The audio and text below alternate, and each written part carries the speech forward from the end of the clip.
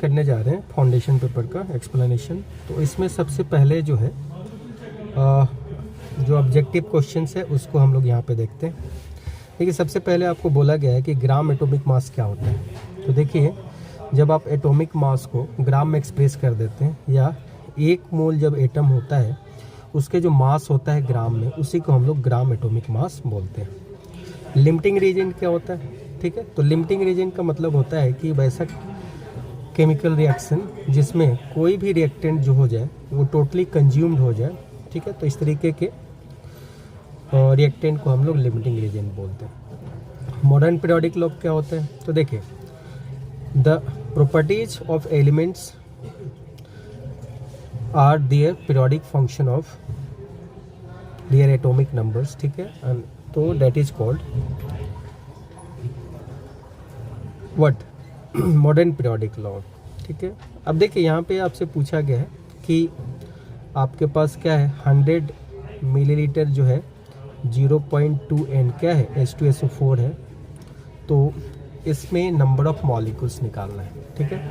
तो इसको निकालने के लिए आपको क्या करना है, आपको यहाँ पे ध्यान रखना है कि इसको जब भी आपको निकालना है तो इसको निकालने के लिए आपको ये फार्मूला यूज कर लेना है, ठीक है। कौन सा फार्मूला, मोल इक्वल्स टू आपका होता है N into volume of solution in litre divided by N factor. और ये वैल्यू पुट करोगे तो ये वैल्यू आपका हो जाएगा कितना, ये हो जाएगा 0.02। इसको सॉल्व कर लो 100 डिवाइडेड बाई 1000, ठीक है। और नीचे H2SO4 का N फैक्टर 2 होता है, इसको आप सॉल्व कर लीजिए। तो इसको सॉल्व करोगे तो वैल्यू आएगा 1 इंटू 10⁻⁻3, ठीक है।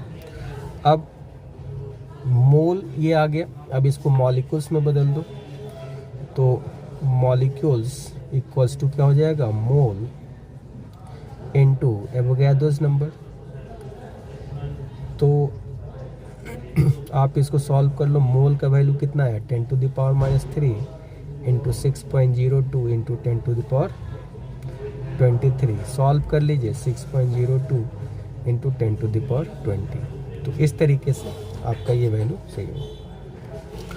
नेक्स्ट जो है उसमें आपको दिया गया है कि आपके पास एक रिएक्शन है, ठीक है।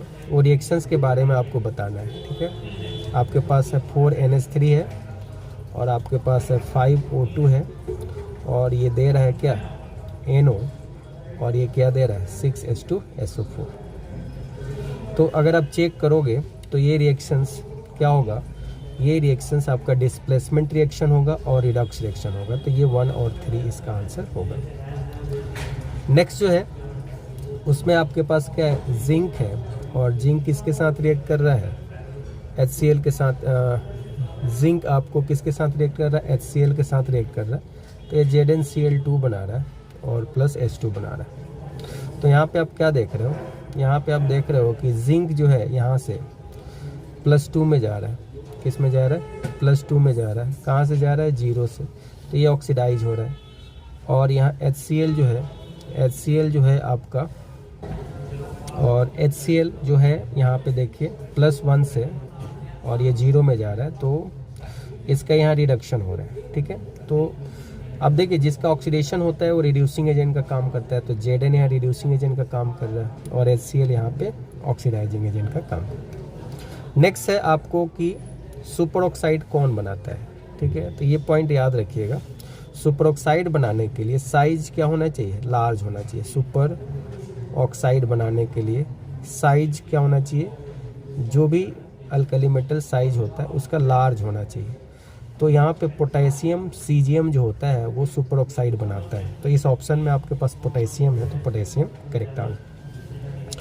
एप्लीकेशन ऑफ रिडॉक्स रिएक्शंस की बात करते हैं। तो देखिए एप्लीकेशन ऑफ रिडॉक्स रिएक्शन में आप देखिएगा फोटोसिंथेसिस में इसका यूज होता है, कंबशन में भी यूज होता है, साथ ही साथ आप गैल्वेनिक सेल ये सब है इसमें भी इसका यूज होता है।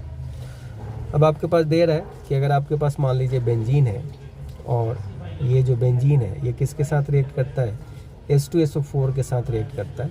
तो ये आपको बनाता है क्या, ये आपको बनाता है बेंजीन सल्फोनिक एसिड, ठीक है, और यहाँ से पानी बाहर निकलता है। तो ये जो होता है ये पहले आपको एक बनाता है इलेक्ट्रोफाइल SO3, तो ये इलेक्ट्रोफाइल SO3 यहाँ पर। नेक्स्ट है C डबल बॉन्ड C जो होता है वो रोटेशन को हिंडर करता है। क्यों?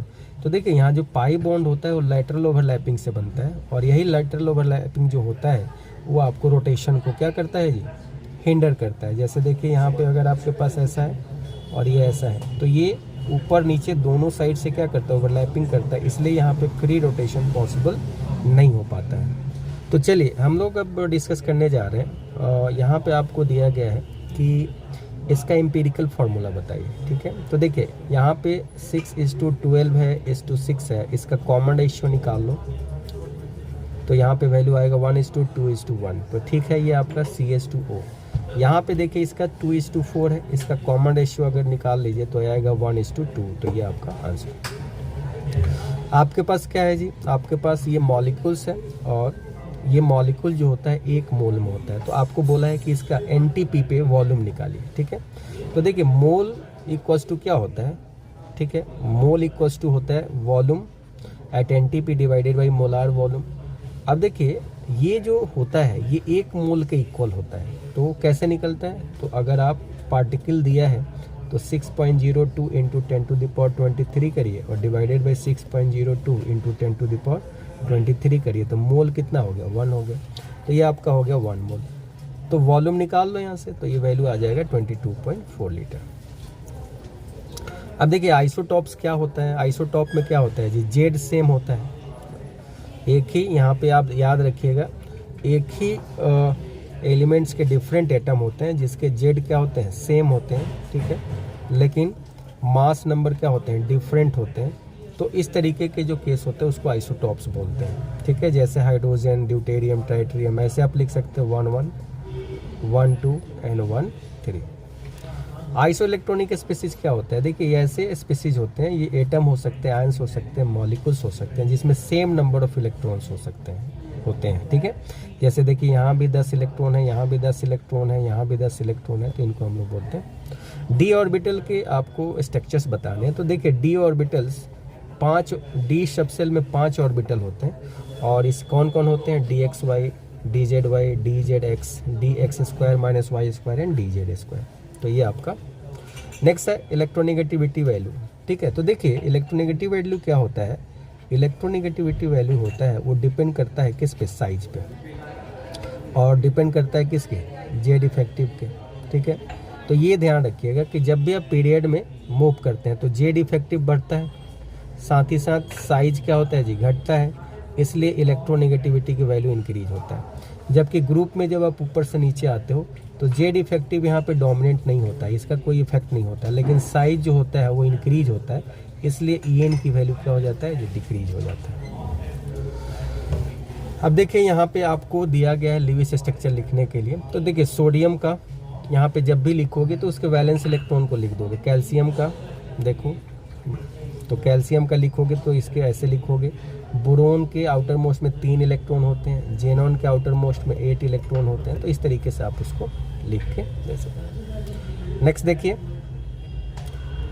हीलियम जो है वो एग्जिस्ट नहीं करता, इसके बारे में बोला गया है। तो देखिए इसको आपको बनाना, तो हीलियम का जो होता है अगर मॉलिक्यूल देखोगे तो यहाँ 4 इलेक्ट्रॉन होगा, और इसका अगर electronic configuration, molecular electronic configuration according to किसके देखोगे, MOT के थ्योरी देखोगे, तो बॉन्ड ऑर्डर यहाँ पे आप निकाल लो, तो anti bonding minus anti bonding divided by 2 0 हो गया। अब जिसका भी बॉन्ड ऑर्डर 0 आता है वो मॉलिक्यूल एग्जिस्ट नहीं करता है। स्पॉन्टेनियस देखिए वैसा रिएक्शन जो अपने आप होता है, नेचुरली होता है, ठीक है, उसको हम लोग स्पॉन्टेनियस बोलते हैं। और नॉन स्पॉन्टेनियस उसको बोलते हैं जिसको आपको बार बार कराने के लिए एक्सटर्नल ड्राइव देना पड़ता है, तो that is called non spontaneous. यहाँ पे देखिए KSP का वैल्यू दिया हुआ है, तो ये जब ब्रेक होगा तो ये ऐसे इसको दे दीजिएगा, तो ये इस तरीके से यहाँ पे वैल्यू आ गया S² = KSP। तो S का वैल्यू क्या हो जाएगा, √² 6.4 × 10⁻⁵। अब इसको आप सॉल्व कर लीजिए, आपको वैल्यू मिल जाएगा चलिए 3 मार्क्स क्वेश्चन को डिस्कस करने जा रहे हैं और यहाँ पे दिया है कॉमन एन इफेक्ट। देखिए यहाँ पे कॉमन एन इफेक्ट का डेफिनेशन आप इस तरीके से लिख सकते हो और इसको एग्जाम्पल के थ्रू आप ऐसे दिखा सकते हो। जैसे मान लीजिए आपके पास है CH3COOH, तो ये वीक इलेक्ट्रोलाइट है। तो जब ये वीक इलेक्ट्रोलाइट है और इसका सॉल्यूशन बना हुआ है तो ये इसके अंदर जाके टूट के कुछ इस तरीके से देगा। अब आप इसके अंदर क्या मिला रहे हैं, आप इसके अंदर एक स्ट्रॉन्ग इलेक्ट्रोलाइट्स मिला रहे हैं और ये स्ट्रॉन्ग इलेक्ट्रोलाइट क्या है, HCl है। तो आप क्या देख रहे हैं कि इस स्ट्रॉन्ग इलेक्ट्रोलाइट्स में एक कॉमन आयन है और इस कॉमन आयन के होने के चलते जो ये पहले डिसोसिएट हो रहा था, इसका जो डिसोसिएशन होगा वो डिक्रीज होने लगेगा। इसी को हम लोग कॉमन आयन इफेक्ट बोलते हैं।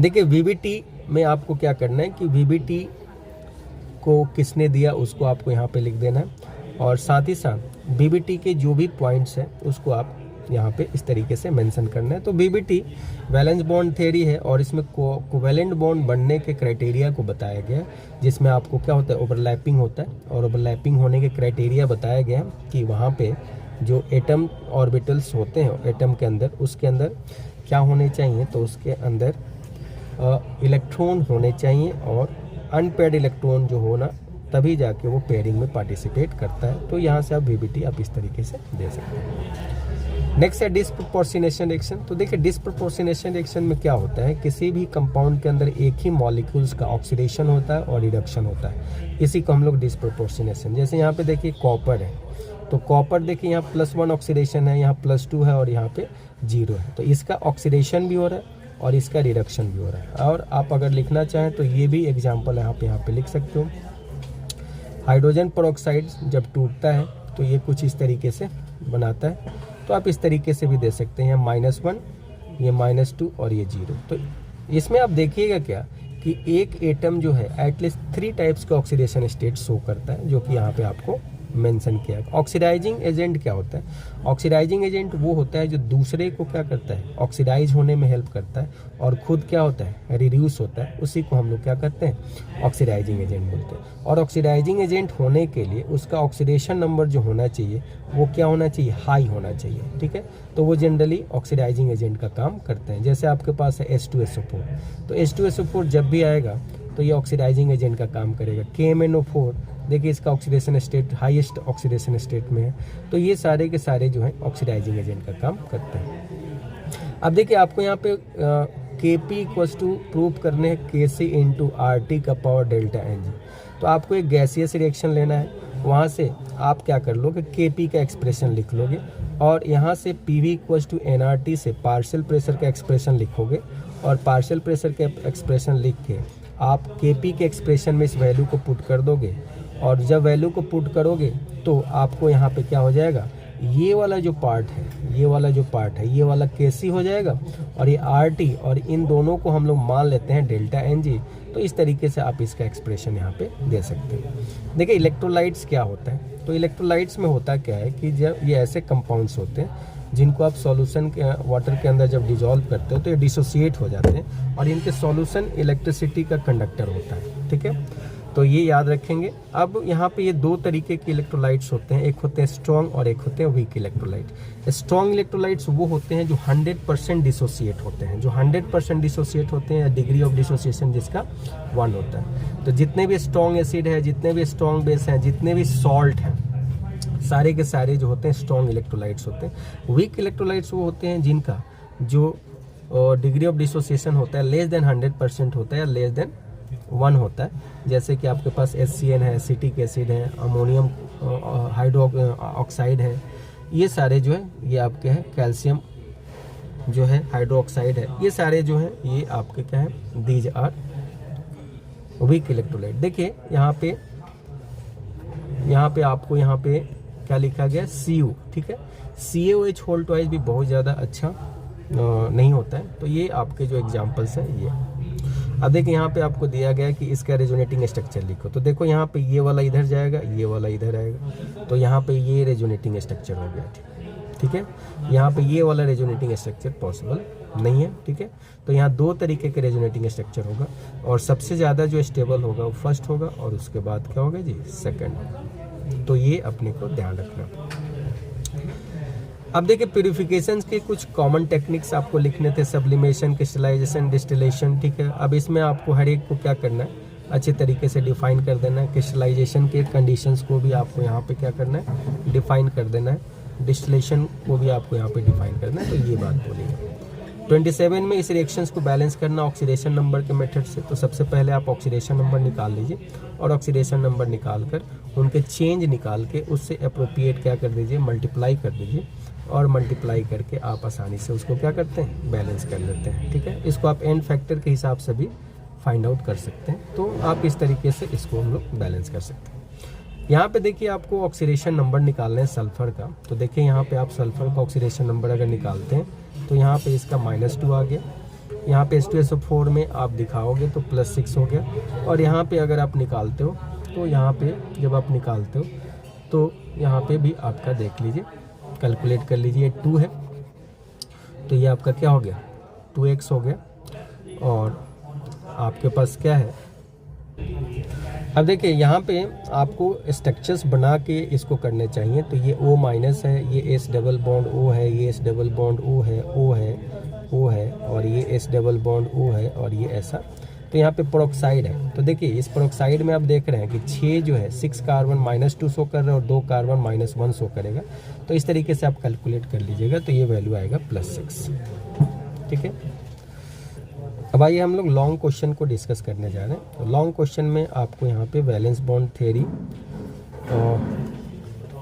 के बारे में डिस्कस किया गया है। यहाँ पे आपको हाइब्रिडाइजेशन के बारे में डिस्कस किया गया है। वैलेंस बॉन्ड थ्योरी कुछ जगह पे फेल हो गया, तो वैसे केस में आपको एक हाइपोथेटिकल कॉन्सेप्ट डेवलप हुआ और वो हाइपोथेटिकल कॉन्सेप्ट क्या था, हाइब्रिडाइजेशन था। तो देखिए हाइब्रिडाइजेशंस के डेफिनेशंस लिख देने और उसके आपको क्या करना है, यहाँ पे इस तरीके से कंडीशंस को लिख देना है। और कंडीशंस लिखने के बाद आप उसके टाइप्स को भी क्या करोगे, डिस्कस करोगे। तो आप यहाँ से देख सकते हो कि इसके टाइप्स क्या क्या होते हैं। इसके टाइप SP होते हैं, SP2 होते हैं, SP3 होते हैं, ठीक है, SP3D होते हैं, SP3D2 होते हैं। तो इन सारे टाइप्स को आपको 1 बाय 1 करके स्ट्रक्चर के साथ आपको लिखने होंगे, ठीक है। हाइब्रिड ऑर्बिटल का जो स्ट्रक्चर होता है वो इस तरीके का होता है, एक लोब बड़ा होता है और एक लोब छोटा होता है। तो इस तरीके से आप 1 बाय 1 करके सबको यहाँ पे लिखना पड़ेगा आपको, ठीक है। तो ये आपको इस तरीके से लिख सकते हैं और यहाँ पे आप दिखा सकते हैं, ठीक है। तो ये सारे जो हैं आप इस तरीके से उसको एक्सप्रेस कर सकते हैं, ठीक है। नेक्स्ट है इलेक्ट्रोफिलिक एरोमेटिक सब्स्टिट्यूशन रिएक्शंस, ठीक है। यानी यहाँ पे देखिए बेंजीन जो है, बेंजीन रिंग के अंदर इलेक्ट्रॉन डेंसिटी ज़्यादा है, इसलिए इलेक्ट्रोफिलिक सब्स्टिट्यूशन रिएक्शन शो करता है। और इसमें सल्फोनेशन होता है, इसमें आपको हैलोजिनेशन होता है, नाइट्रेशन होता है, इसमें आपको फ्रीडल क्राफ्ट रिएक्शन होता है। तो इन सारे रिएक्शंस को आप 1 बाय 1 करके यहाँ पे क्या कर सकते हो, दिखा सकते हो इस तरीके से, ठीक है। तो ये सारे जो है यहाँ पे मार्कोनी कप्स और एंटी मार्कोनी कप्स। अब मार्कोनी कप्स और एंटी मार्कोनी कप्स आप जानते हो कि ये यूज होते हैं अनसिमेट्रिकल एल्कीन के लिए, ठीक है। और अनसिमेट्रिकल एल्कीन में हम लोग यहाँ पे अनसिमेट्रिकल रिएजेंट को ऐड करते हैं। तो मार्कोनी कप्स रूल में जो नेगेटिव पार्ट है वो उस जगह पे अटैच होता है जिस डबल बॉन्ड पे अटैच होता है जहाँ पे हाइड्रोजन कम होता है, और एंटी मार्कोनी कप्स में इसका उल्टा हो जाता है, ठीक है। तो ये आप कॉन्सेप्ट को ध्यान में रखिएगा, ठीक है। और ये पेरोक्साइड के प्रेजेंस में होता है। अबॉव प्रिंसिपल के बारे में बताना। तो देखिए अबॉव जो है एक जर्मन वर्ड है जिसका मतलब होता है बिल्डिंग अप, और इसका मेन हम लोग यूज करते हैं इलेक्ट्रॉन के फिलिंग में एनर्जी डिसाइड करने के लिए। और वहाँ पे हम डिसाइड करते हैं lower energy to higher energy आप कैसे भरेंगे। तो यहाँ पे एक वैल्यू आता है N+L रूल, और इसके हेल्प से हम लोग यहाँ पे पॉली एक्सक्लूजन प्रिंसिपल में आपको क्या बोला गया कि अगर मान लीजिए कोई एक ऑर्बिटल है उसके अंदर 2 इलेक्ट्रॉन है, तो इनके लिए अगर आप क्वांटम नंबर का सेट बनाओगे तो क्वांटम नंबर के सेट में कोई ना कोई डिफरेंस आ जाएगा, नहीं चारों के चारों क्वांटम नंबर की वैल्यू सेम नहीं होता है। तो ये पॉइंट होन्स रूल में आपको पेयरिंग के रूल्स को बताए गए हैं कि अगर आपके पास कोई ऑर्बिटल्स हैं तो उस ऑर्बिटल्स में अगर आपको इलेक्ट्रॉन को पेयर करना है तो पहले सब में 1-1 करके भरना है और फिर बाद में उसको पेयरिंग ऐसे करना है। तो ये आपका पॉली एक्सक्लूजन, ये होन्स रूल आपको फिलिंग को बताता है। तो यहाँ पे इस तरीके से हमने डिस्कस कर लिया फाउंडेशन के पेपर को। Okay, thank you.